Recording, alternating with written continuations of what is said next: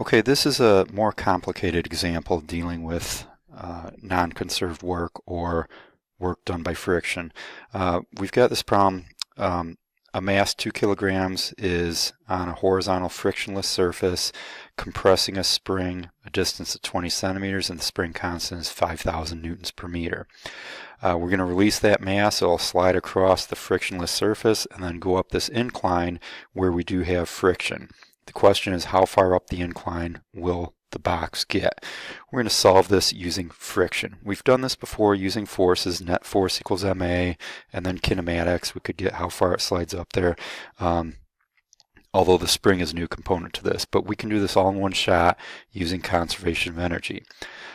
Okay, so we've talked about non-conserved work, and when you have non-conserved work or friction in your energy problem, you cannot simply do EI equals EF. We do have to account for that non-conserved work. So how we're going to do that is through the equation initial energy plus non-conserved work equals final energy. So if you recall, that non-conserved work is always going to be a negative value. So it's going to take energy away from your initial energy. All right, initially we have some spring potential energy. So US for spring potential energy. We're not moving yet, so no kinetic. We're not up a height, so no gravitational potential. We'll deal with the non-conserved work in a minute. And then it's going to slide over here. It'll come up here, where at that point it will now have gravitational potential energy, and that's it. It comes to a stop for a moment before it starts sliding back down, if it does that.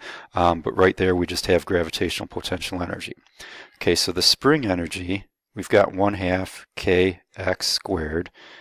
The non-conserved work is the work done by friction. So I'm going to say friction force times the distance through which friction acts. And this is what we're going to call that delta x. You can call it whatever you want, dx, delta x, whatever you want. I'm going to use delta x for this example. And then the final energy is going to be gravitational potential. So that's mg, I'll call it h. It can be h or delta y. Okay, so that is going to be this height right here. Okay, so we can start substituting our values in here. So 1/2 k is 5,000 newtons per meter. X 20 centimeters, but remember we need that in meters, so 0.20 meters squared plus, okay, now we've got the friction force to deal with.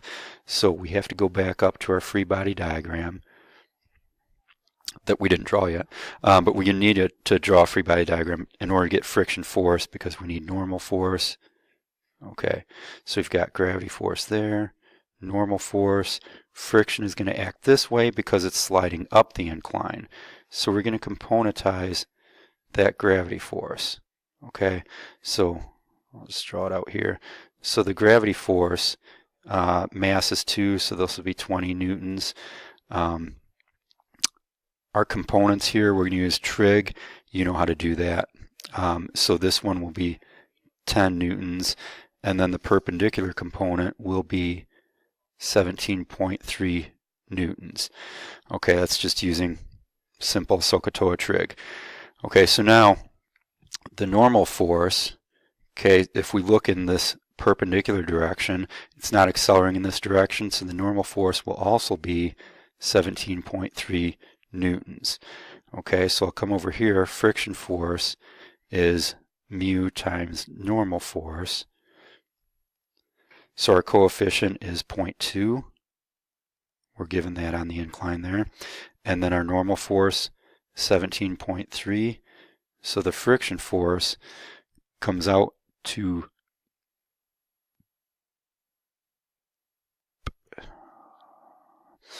3.46 newtons. Okay. All right, so back to this equation. I'm going to say that friction force is negative 3.46 because it's opposing motion. Remember, this is the work done by friction here. Work done by friction in this case is always going to be negative. So we need to make sure that's negative. The distance through which it acts, I'm going to call that delta x. That's what we had labeled in our picture. And then on the right side, we've got mass, which is 2, G, I'll call that 10 newtons per kilogram, and then H. Okay, so this is going to be a little problem because if we just put H in there, we're going to have two unknowns in this equation, H and delta X. So if you look back up at our picture, we've got delta X here, H here, and then a base. I'm going to redraw that real quickly, just see it more clearly. Okay, so this is delta X, this is H, 30 degrees. Okay, so just using right triangle trig, we can say that H equals delta X times the sine of 30 degrees. We've done that a lot of times. So now down here, instead of H, we can replace that with delta X times sine of 30 degrees. Now we've got one equation and only one unknown, delta X. It's very important. Do not forget that negative sign there. So we solve for that delta X, and we should get about 7.4 meters. And that's going to be our answer to this problem then, because the question is how far up the incline will it go? We got 7.4 meters, so there we go. Okay, so just to recap, when you have a problem that has friction in it and you want to use conservation of energy, you do need to account for that. Okay, you're going to take some energy away from the initial energy to get to the final energy. Final energy is always going to be less than the initial, so remember that's got to be negative. That work is force times distance, so make sure you account for the force and the distance. So there we have it, 7.4 meters up the incline.